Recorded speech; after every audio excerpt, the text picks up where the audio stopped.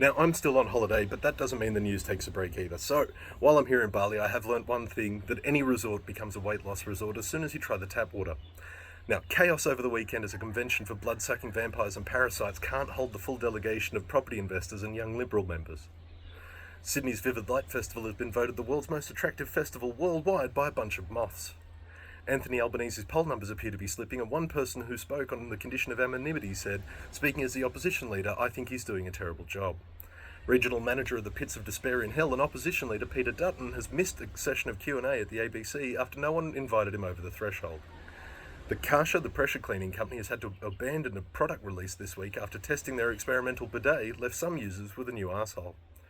Twitter users have begun to realise that the platform is just screaming into the void, and the CEO is just the void screaming back.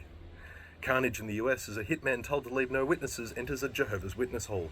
Sadly, most of them were just injured and needed a blood transfusion. Republicans are abandoning their book bans. Instead, they plan on cutting so much funding from education that in the future nobody will be able to read.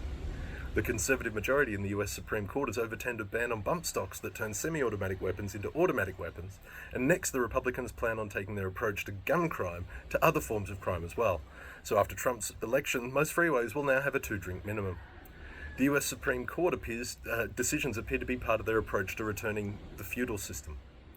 Following Trump's conviction in New York, he's had to surrender his firearms. So far, he's surrendered 2 out of the 3 that he owns, but can't find the 3rd one, which is understandable because when you look at the size of his hands, that gun is going to be tiny. The religious right in the US have fallen in behind Trump, and if Trump had have lived in Jesus' time, I can guarantee that Jesus would have just been another contractor that Trump never paid. And at the rate Israel's going, the only place you'll be able to find Palestinians in future will be in the Oxford English Dictionary.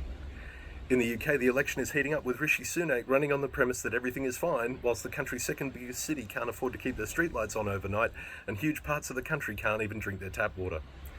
Staying in the UK, a circus performer has been injured. Apparently it was all a misunderstanding when the Tories said that Rishi Sunak was being too nice and needed to go for the jugular.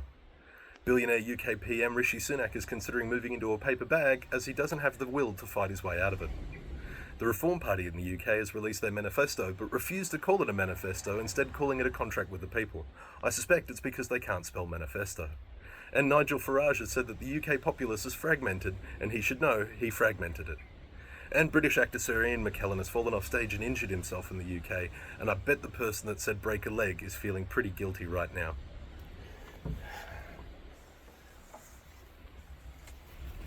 Anyway, back to what I was doing.